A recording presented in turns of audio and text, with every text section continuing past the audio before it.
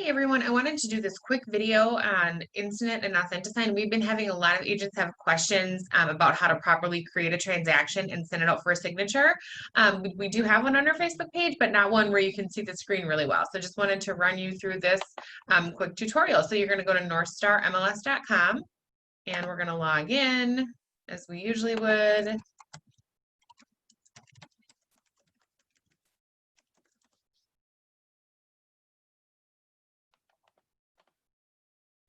Couple different ways you can get to Instant. You can go over to Home and go to Transaction Desk, Minnesota Realtors Forms, or you can go to External Links, and it's right here as well. So we're going to click on that.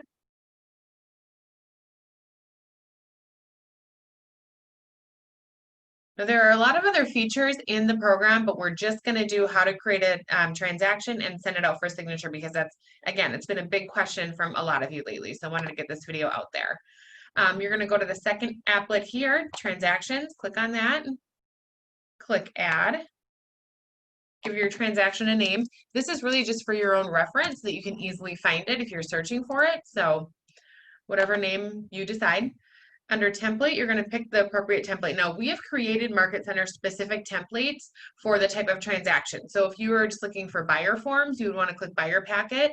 We have commercial packets, new construction packets, residential, vacant land. So for this one, we're just going to do a residential sale packet. You can import data. So if you are writing a purchase agreement on a property that's listed in the MLS, you can go in and you can click on North Star listing data, put in the actual MLS number, and it's going to pre-fill some of the information onto the forms for you, which is really helpful. Or you can always go to Realist, which is tax records, and look up the property there. And again, it will pre-fill a lot of the information for you. So we're going to click Create.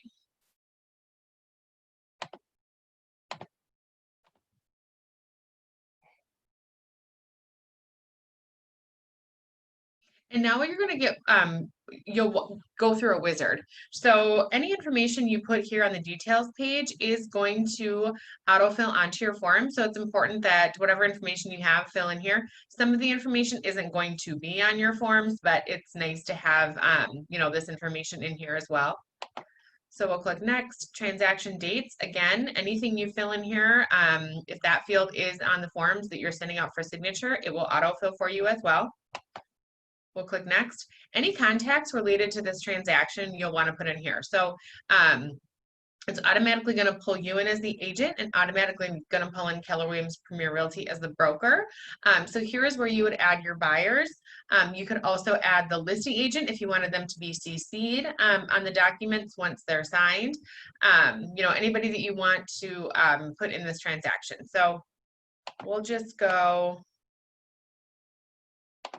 and add, I'm just going to add myself as the buyer just because I want you guys to see how this all works full circle.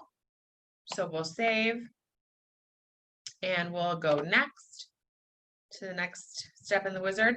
This is all the forms that pulled in from that specific template. So anything that you're going to need for the purchase of the property is going to be here. There's going to be more forms than you need, so you can just go through and delete whatever you don't need. If you haven't had your buyer sign buyer docs yet, so let's just say, you started working with the buyer and they want to write a purchase agreement on this property right away, it's all happening the same day, you'll have to pull some of those documents in. So not all the buyer docs are in here, and that's by design because typically you would have those signed at your buyer appointment, you start looking for homes, and then you have the purchase agreement. So so really quickly, if there's a form in here that you don't need, just go to these three little dots over here on the right hand side and click delete. And to add a form, you would just go to add. You have all these libraries here. All of your Minnesota residential forms are going to be in this library. Anything Keller Williams specific will be in this library. So this is a big question. Lots of times people don't know where to find the buyer, the KW buyer disclosures or the KW seller disclosures. This is where you can find those. And then the other big one in here that, well, actually there's two that people are asking for a lot are the commission statement, because typically your title company or your attorney, whoever's closing, will ask you for a commission statement or like a sales report, a breakdown of all of the commission and what they can expect to be charging to whoever they're representing. So lots of times they'll ask for that. That's where you can find that. And then if you've got a referral, this is kind of off the subject, but if you've got a referral, lots of people are always asking where the referral form is as well. So you're just going to pick whatever form you need, click add, and then it's going to add to your transaction. We'll click next, and we're just going to skip that part. Okay, so now you are in your transaction dashboard. You can still edit the contacts. You can still edit the forms at this point. Sometimes it's just easier to do it when you're going through the wizard. So to edit the forms, like if you wanted to pull more in, you would just click on forms, and here they are. Here they all are. So you can see what you have within this specific transaction. And then there's some different places that you can go within the transaction too. If you have seller disclosures that you want to pull off of MLS that you're going to send to your buyer to sign as well, you're going to want to go to MLS, go to that listing, download the disclosures, and then you can upload them here. So even if there are documents that you have to have signed that aren't in the transaction desk, you can pull in whatever you want, and then you can drag and drop those signatures separately. So anything over here on the right-hand side is going to be transaction specific. So if I want to go to the details of this transaction, I can go see the details again, contacts, forms, any signings related to this transaction would be here. Any documents I've uploaded. There's other things you can do too with this program. You're probably doing these in command, so we won't even go in there. But just so that you know that anything on the right-hand side is transaction specific. And then if you start clicking over here, just know that you're going to go back into the main part of the program and you're not going to be in that transaction anymore. So for filling out the forms, because at this point, you're going to start filling out the forms, right? And if you pulled in information from a listing or from tax records, you're going to notice a lot of the information is going to be pre-filled here. I didn't do that, but you'll see that there is a lot of info that's going to be pre-filled, and that's just super helpful. I won't go into it in this training, but there also is a way that you can create your own templates where if you have a lot of the same information on a purchase agreement, every single time you write a purchase agreement, you can fill in that information. So it's just less for you to have to fill out, every time you're going in here to create a new transaction and fill out the paperwork. So pretty simple. You're just going to go through all of the fields here, fill in every single line. You can just tab through, it just makes it nice and easy. Check boxes. So you're just going to go through and fill in all your paperwork. Not going to spend too much time there just because we're trying to make this video as quick as possible, but still give you all the information you're looking for. So let's just say that you're done filling this form out and you want to go to the next one. You can go to File and you can go to Open Form. Quickly just click on, we'll do this one. And then again, just continue filling out the forms. It's supposed to autosave. I've had a couple instances where it didn't autosave for me. So, best practice would be to go in and save each form before you go to open form or before you go to exit. You can also, let me go to exit here. I just want to show you something really quick. If you're not planning on sending these forms out for signature and you want to print them or you want to email them, just click Go to Forms. Click the Select All button here. This basket is your action items. So now it's going to ask you, okay, what do you want to do with all these forms you selected? You can send for signature, you can print, you can download, you can email. So just because you're using this program doesn't necessarily mean that you have to fill everything out electronically and you have to send out for signature. You can still fill out this paperwork, any other way that you're used to. Okay, so let's just say that we're all done filling in all the forms. So we're going to go to signings because now we're ready to send out for signature. We're going to click add, that's for a new signing. And again, this is just for your reference. So whatever you want to name that, so you can easily go back. If you're sending out an entire purchase agreement and all addenda, then I would name it something like purchase agreement and addenda. If you're sending out just like a one-off form, say that there's a counteroffer, I would create a new signing and give that a new name. So again, if you've got a bunch of forms that are a bunch of signings that are associated with this transaction, just making sure that you're naming them appropriately so they're easy to find.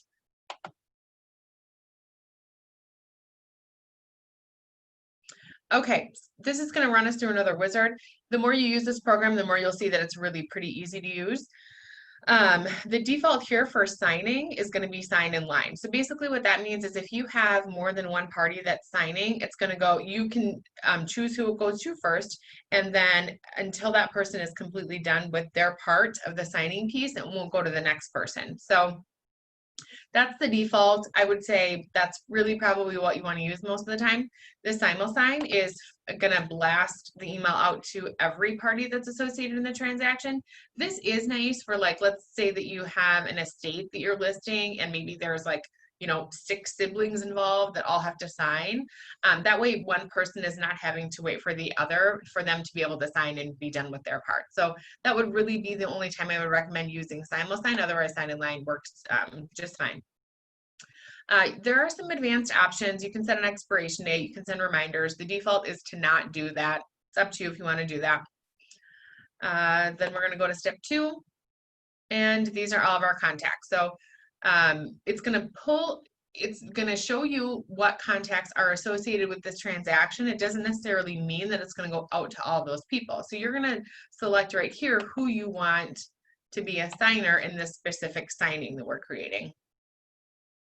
So we're going to change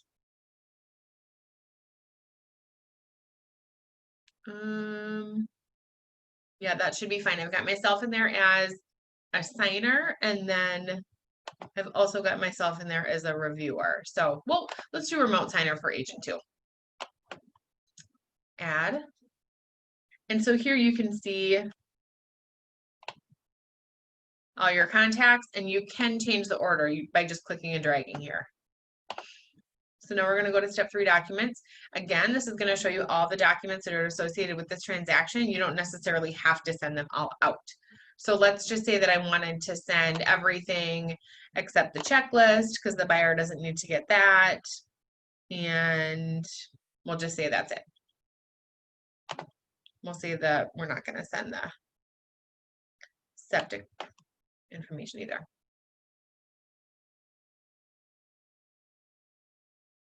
Okay, so now you've got all your documents here. Again, if you want to change the order, you can. You know, if you're an agent that just likes to have everything specifically in the same order, you can do that. I can appreciate that. So you can change the order here if you want. Otherwise, if it looks good, you can just go on to step 4.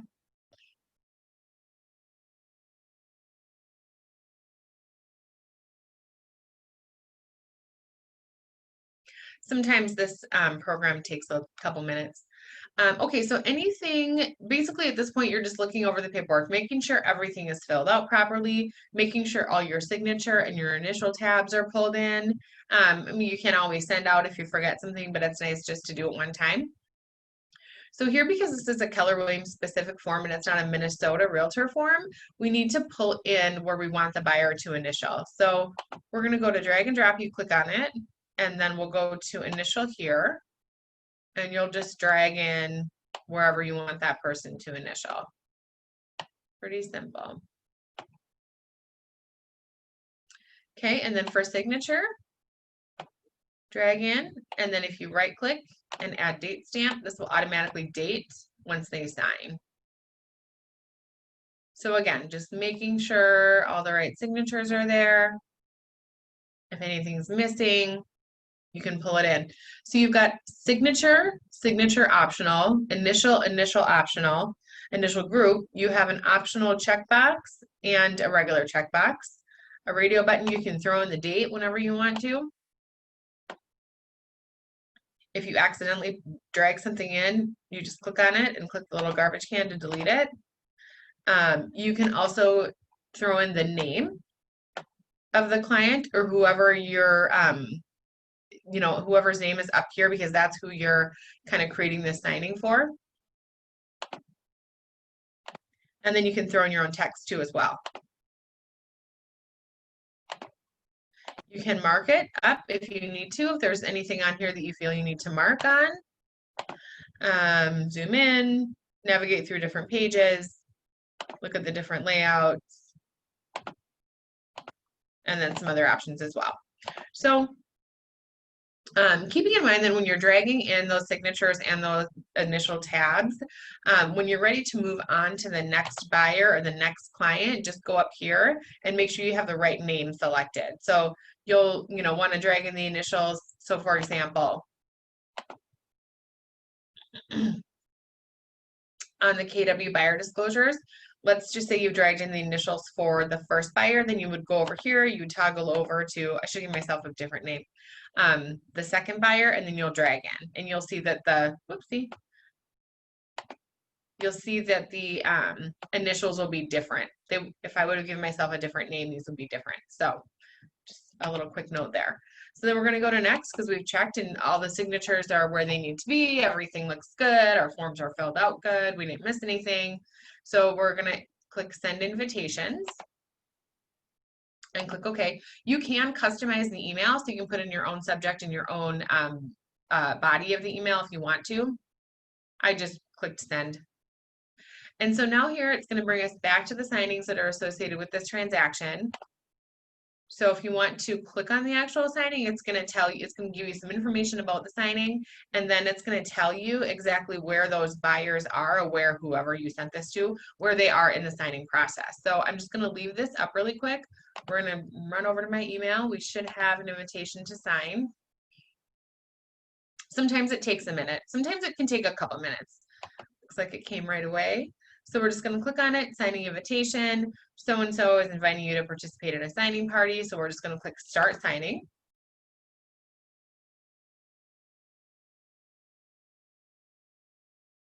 And now I'm the buyer signing this. So this is what your buyer will see. So this is why I like to kind of go through the whole thing because I feel like it's important to know how, what they see on their end. So here's where they're going to adapt their signature. So you can draw a signature or you can select a different font style.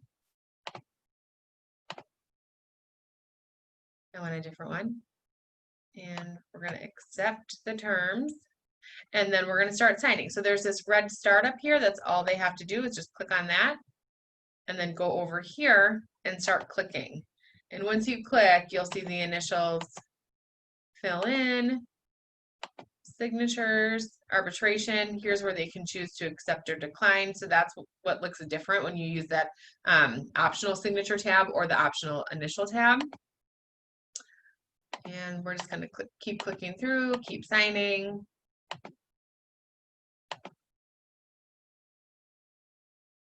So putting that date stamp in is just really nice because like I said, it just automatically is going to date when they click. So it just really fast, you can get through it really fast.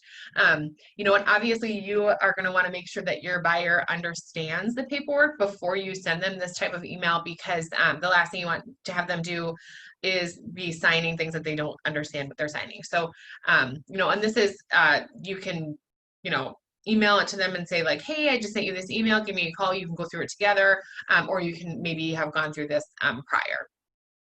So then when everything is done, we're going to click complete signing. There is an option to add a password here. So if your buyer wanted to add a password and share that with you, they could do that. We're just going to say no thanks. And then there'll be a little thank you confirmation that comes up. So then if we pop back over to transaction desk, whoops, not sure why that happened. We'll just go in this way.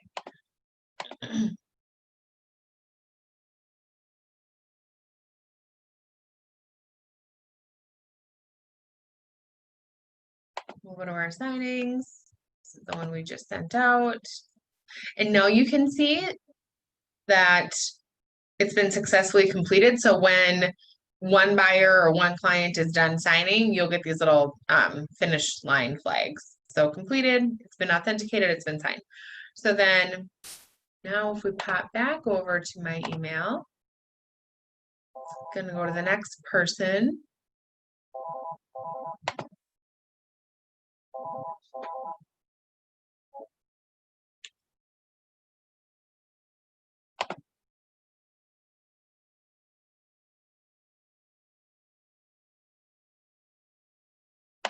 this email here is just telling us that an action is taking place on your signing. So every time somebody finishes their part, you'll get a notification that they finished. So you'll know that, you know, it's moving along that way too. Or if you want to know, if somebody calls and there's an issue and they say like, hey, I didn't get the email, or, you know, there's a problem, you know, you can always go into transaction desk and look at the status that way too.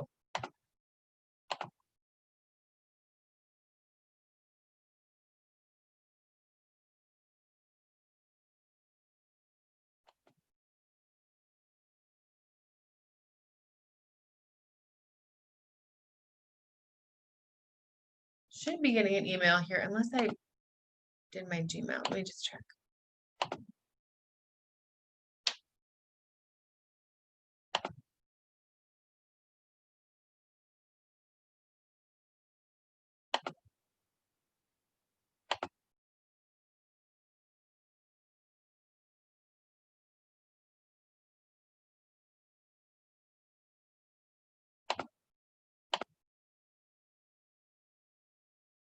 No, it should be coming to me.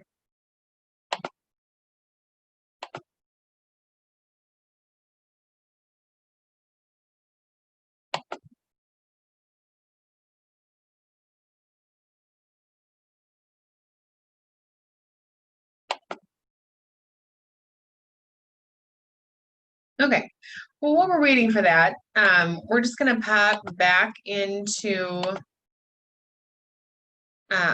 transaction desk. And what will happen is at the end, when everybody is done signing, you'll get an email automatically with a PDF that you can download with all the signatures on it. You can also come here to the signing again, and you'll see some more options over on the left-hand side.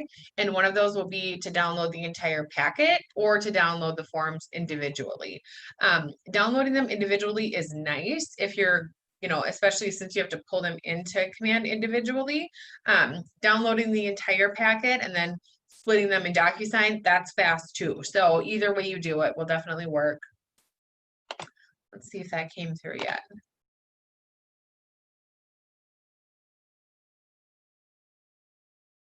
Maybe it's because I used the same name in the same email.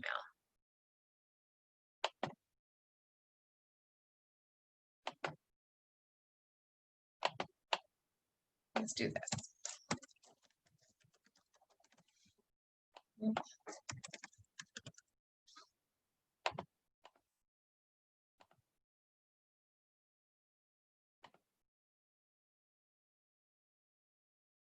And then let's resend. Let's see if that fixes it.